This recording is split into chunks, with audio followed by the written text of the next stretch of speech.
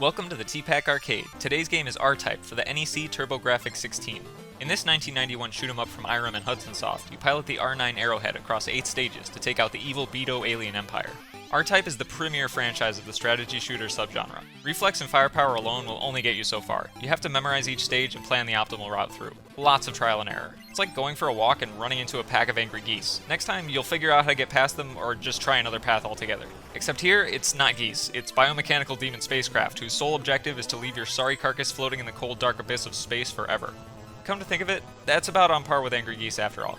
R-Type offers a versatile roster of weapons. Alongside typical satellites, homing missiles, and speed-ups, you get the franchise staple Force Pod, outfitted with 3 different power-ups. Blue lasers ricochet all over the place at 45-degree angles, yellow plasma beams run laterally along the environment surface, and red sine wave rays broaden your shot. Well, that and they just look pretty, like DNA made of explosive Twizzlers. The graphics in R-Type are iconic for their H.R. Geiger inspiration, and I love the mix of robotics and organic alien visuals.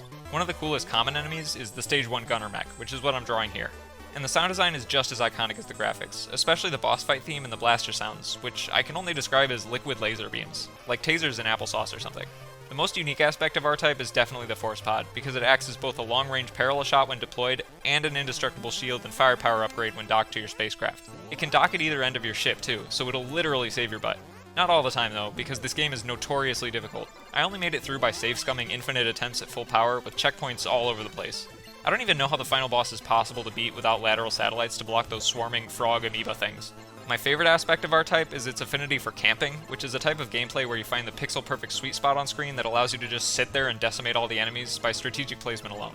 Like that kid at Chuck E. Cheese who games the ticket wind tunnel booth by just standing there and cupping his hands against the glass while all the tickets fly into his greasy little pizza mitts.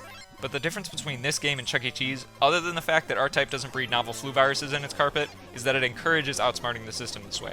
The Stage 6 boss even has a conspicuous nook built into the environment to tip off discerning players, saying, just park right here and this alien washing machine is toast.